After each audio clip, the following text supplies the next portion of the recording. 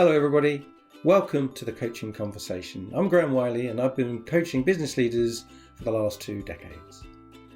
In this series we're going to explore some of the things I've seen and learned in that 2 decades and hopefully help you see how you can become more focused, more effective and hopefully happier in your life. So it's now time to sit back, relax and enjoy the Coaching Conversation. Well, for today's edition of the Coaching Conversation, I'm really pleased to be joined by Tina Orlando and Matt Hayes, and we're going to talk about one of the most common subjects that we meet as coaches with our clients, and that is stress. So before we get underway, perhaps we'd like to ask Tina just to explain a bit about herself and her coaching practice. Yes, hi, thank you. So my name's Tina Orlando. I coach under the brand of tinaorlandocoaching.com. I've been coaching for 5 years. I did my training and certification in the US. Prior to that, I spent 15 years in large global organizations, and then I went on to co-found a business communications agency. Now I work with leaders, executives, CEOs, and founders, pretty much working with them to be the best that they can be in any situation. I'm Matt Hayes, and I'm an executive coach, but I also am an enterprise agile coach. So I work in lots of organizations dealing with change, and I help leaders get unblocked, but also create the right culture for and the right things to happen. And I've got experience as a developer, and I've been a CTO in the past, but now I focus on developing leaders. So yeah, that's me. Okay. Thanks, guys. I mentioned that today's subject is about stress, and as coaches we often find that many of our coaching clients are suffering from stress. And from your experience, perhaps starting with you, Matt, what have you found around clients and stress? Yeah, I think often in organizations it's like a pressure cooker of constant change. So there's cycles of getting promoted and cycles of making redundancies and new organizational change, and so often things that they're aiming for, the rug gets pulled out and then it's change again, and trying to keep up with that and trying to keep up with the piling on of more things consistently. Firstly, it damages relationships because no one knows what they're doing, they don't feel rewarded for it, and secondly, the work-life balance would start to get affected. And so you're not just showing up badly at work, you can be struggling at home too. So that's how I find it. Yeah. Yes. Tina, how do you find it? So I often observe that stress, few people will come and say, I need to work on stress. Because I think in the culture that we work in, particularly corporate cultures, stress is almost something that you thrive on. And how often have we heard people say, well, I need a deadline because it's going to help me finish this piece of work or that piece of work. And I think very much we're programmed to expect that people can work effectively under a certain level of stress. And indeed, it can be really good. But it often comes up as a manifestation of other symptoms or other issues. And so I think one of the biggest things is acknowledging that stress is present and that stress is having an impact and that it's physiological and not just a kind of cerebral state of affairs. When you're helping clients, you start with perhaps unpacking some other symptom, and then that reveals that there's a stress driver somewhere.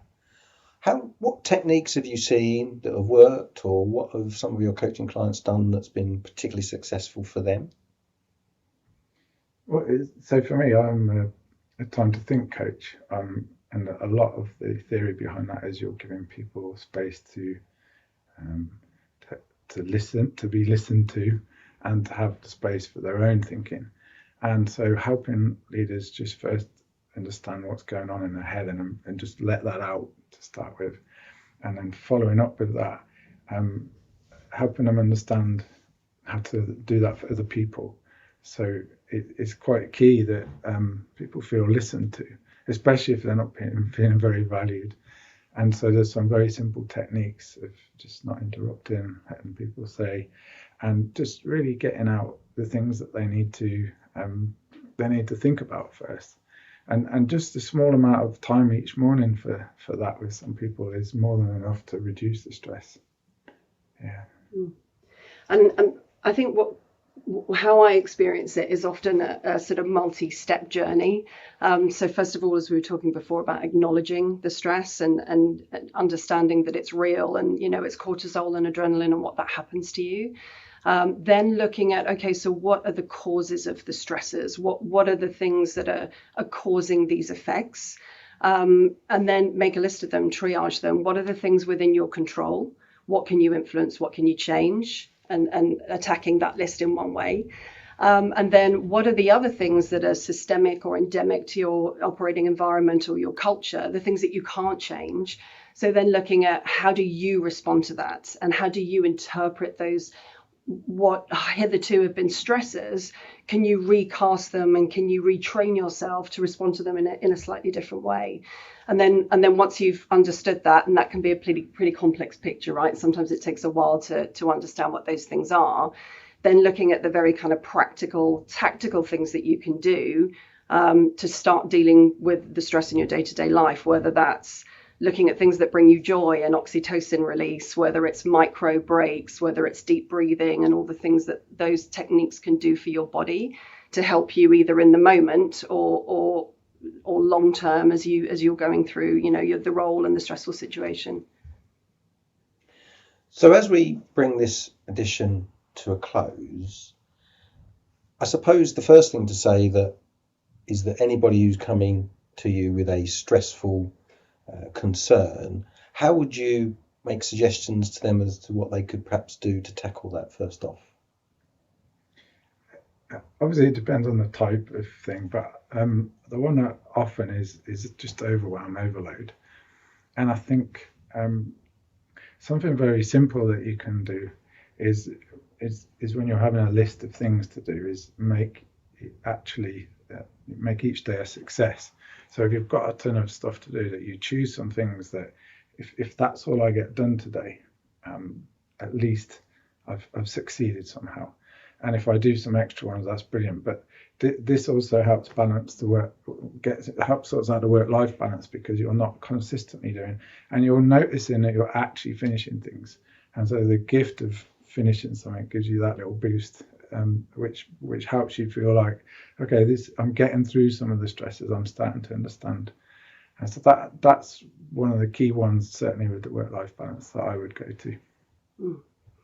And I think also some other things I've seen work are putting in some boundaries. So being really clear about boundaries, what's reasonable, what's not reasonable, what you're prepared to do, what you're not prepared to do. And I think since particularly the pandemic and a lot of people are working from home, the work-home balance just isn't there, and the distinction between the two isn't there. So being really clear about being in work mode, what times are you in work mode, and also building very purposefully things into your day that just allow you to take these micro breaks, get fresh perspective, reset yourself, and easy techniques like the deep breathing or the small things that do bring you joy or that you do for you, so that your perspective isn't all about work and around that situation, but you get a sense of a balance, so a broader life and broader values that are important to protect yourself. Well, thanks, guys. Thanks very much for your time. Thanks for joining us today on the Coaching Conversation, and look forward to the next edition. Thank you, Graham. Thanks for having us. So, there you have it, the latest edition of the Coaching Conversation.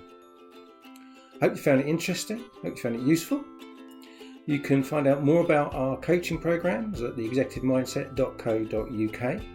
If you want to reach out, you can send me an email at theexecutivemindset@sagegreen.com. You can book a free 30-minute session at theexecutivemindset.co.uk, which will give you a really good feel for how coaching could help you. And if you've really enjoyed the session, do please rate us, do please give us a review.